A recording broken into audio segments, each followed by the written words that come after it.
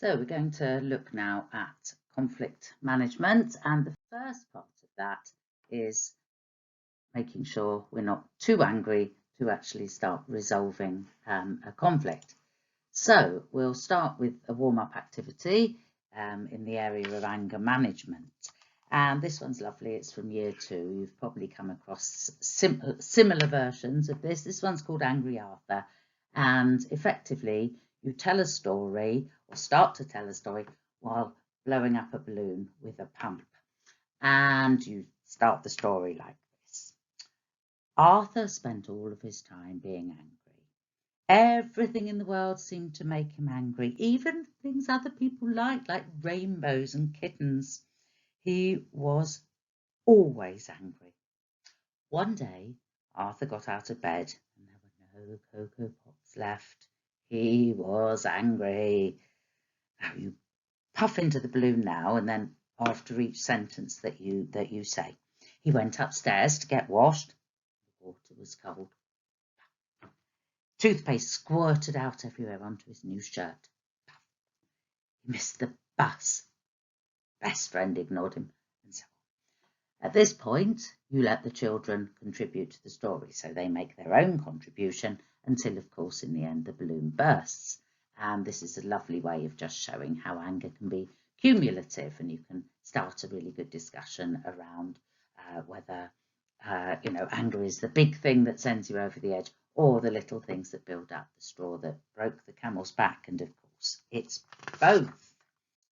So the links here to the progression steps, mostly related to What Matter Statement 2, which focuses on emotions and how we manage them. So although anger isn't mentioned explicitly, we know it's one of those emotions it's most important to learn to regulate. And as always, we have SEL outcomes that are step by step in the same way in the structured and progressive programme. And again, as we've seen with the other topic areas within this theme, it gives us quite a useful list of how we might develop the various skills that we need to manage anger. And that continues through year 7, 8 and 9. Now, we're going to share some of the activities in the booklets here. There's just so much stuff around on anger, but these are some of the kind of basics to get people started. And first one is looking at the neuroscience of anger. Now, that sounds quite something that you might do with older children, but actually we do it in SEL from an early age, and we can use quite a basic explanation like this one in the clip with younger children, and then that builds up to more complex explanations in year 7 to 9. So have a look at this model, and then, this clip, and then we'll look at some of the activities that draw on this model. So understanding anger in itself can actually help us quite significantly to deal with it, and is worth doing even with young children. SEL tends to use the analogy of the firework, so there's quite a few materials around looking at anger as a firework, the process of anger. It's important, I think, to just have something that the schools share in terms of language, and the firework seems to provide quite a good model. You can use the concept of the trigger, the match, what triggers our anger, lots of activities around that. The fuse, we're on a short, people talk about being on a short fuse and so on. And that's really around the thoughts and feelings that change as you start to get angry. Then you might use the body of the firework to look at bodily changes that happen. And then, of course, another activity that you can usefully do there is the anger map, which you can see a rather lovely example of one there, and all the kind of physical changes that happen in your body as you get angry. The explosion when you lose it, so when fight or flight kicks in, and link that to the, you'd link that to the neuroscience. The important thing I think that we teach children and young people is that by the time the explosion happens, by the time the fight or flight brain has taken over, it's too late. The fight or flight brain cannot think, it can just do those two things, freeze as well.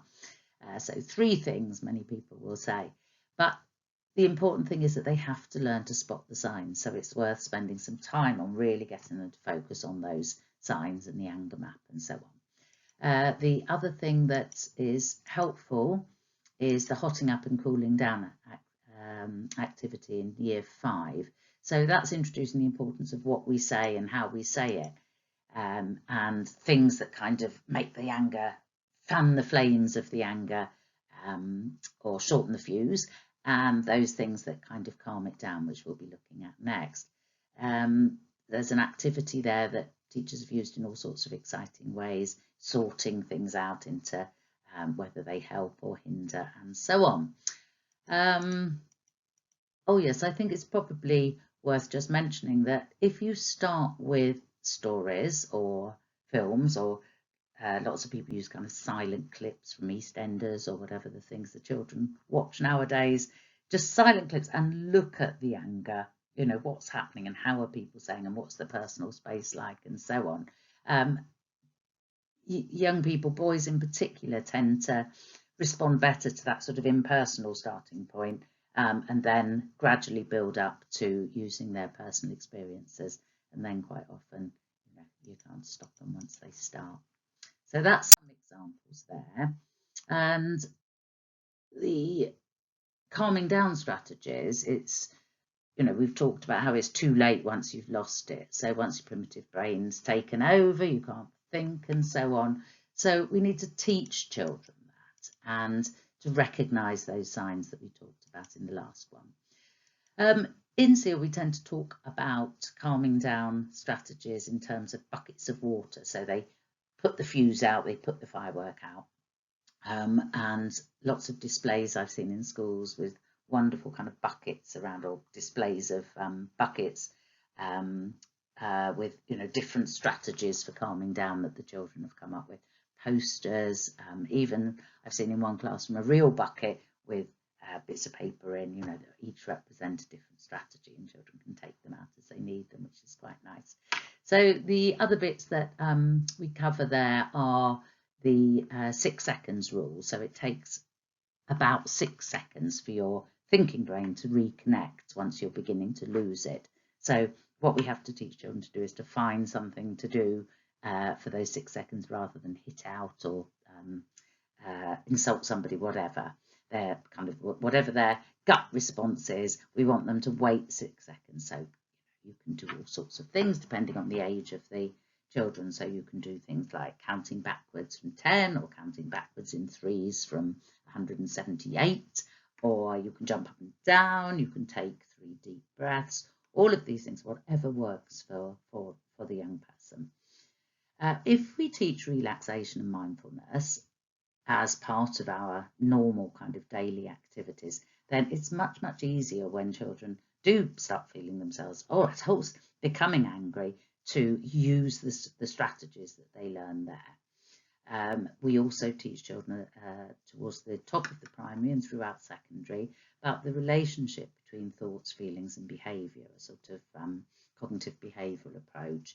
And so by changing their thoughts and reframing their thoughts, they can learn to calm down and manage those angry feelings, change those angry feelings. So a few more examples in this little clip that you might like to use. Great for primary, works with secondary too, actually, in my experience. So these are calming down activities and what some children do to help themselves.